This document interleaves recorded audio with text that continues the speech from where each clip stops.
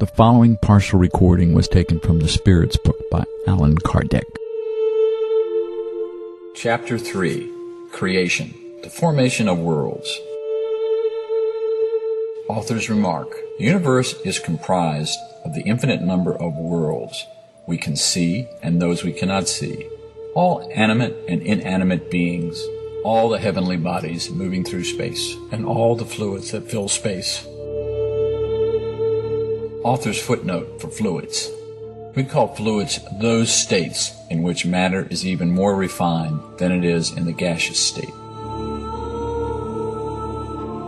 Question number 37. Was the universe created, or has it existed from all eternity like God? Obviously, the universe did not create itself, and if it has existed from all eternity like God, then it could not be God's work. Author's remarks for question number 37.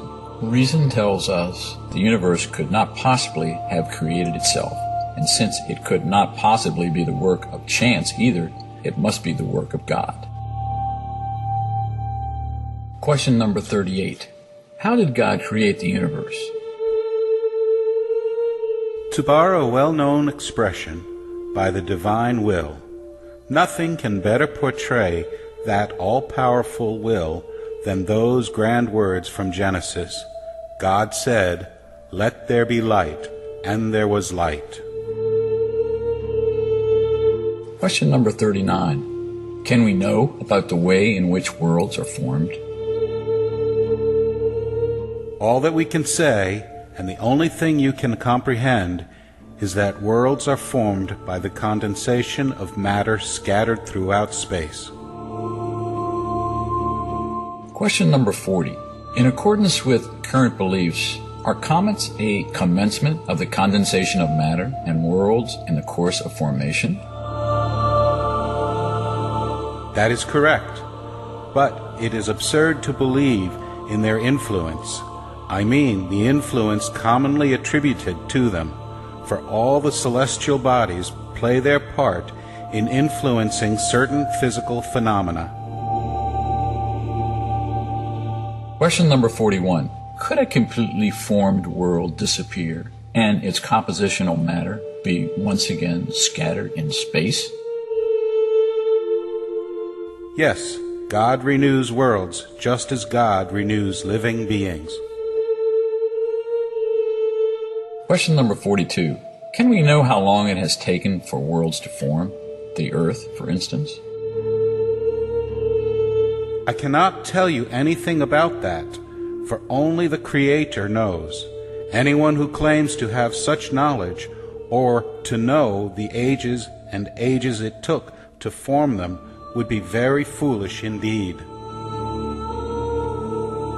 The formation of living beings. Question number 43. When did living beings first appear on the earth? In the beginning, all was chaos. The elements were all jumbled together. Little by little, each thing settled into its proper place. Then, living beings, appropriate for that state of the globe, appeared. Question number 44.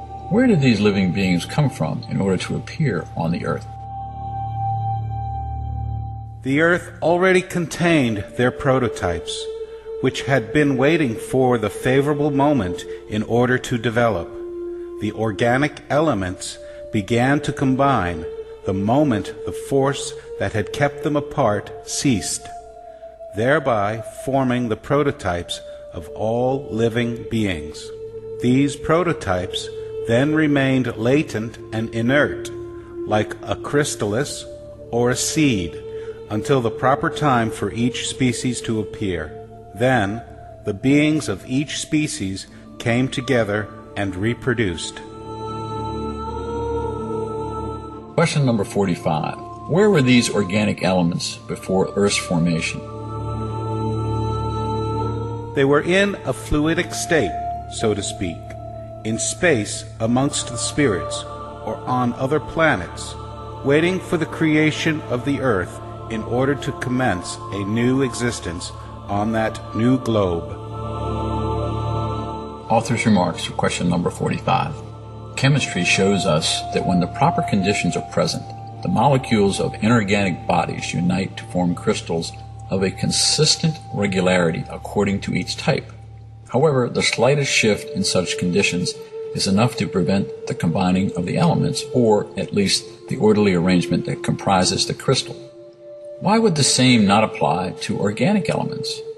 We can store the seeds of plants and animals for many years, but they do not develop unless given the appropriate temperature and environment. We have seen grains of wheat germinate after several centuries. Thus, there is a latent life principle in these seeds that merely waits for favorable circumstances in order to develop. Could this everyday occurrence not have existed since the globe's origin?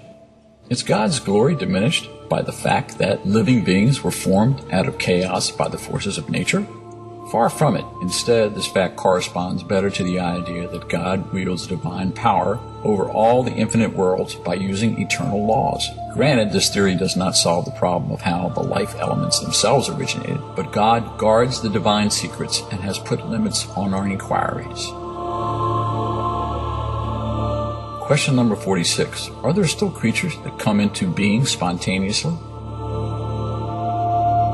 Yes, but their primitive prototype has always existed in the latent state. You witness this phenomena all the time. Don't human and animal tissues contain the multitude of larval prototypes waiting to emerge as soon as the decay needed for their existence begins? It's a microscopic world that slumbers and then awakens. Question number 47. Was the human species among the organic elements on the terrestrial globe? Yes, and it came forth at just the right time. This is the basis for the statement that humans were formed from the dust of the earth. Question number 48. Can we know the ages in which humans and other life forms first appear on the earth? No, all of your calculations are purely speculative. Question number 49. If the prototype of the human species was among the globe's organic elements, why don't human beings continue to appear spontaneously, as they did when they first came into being?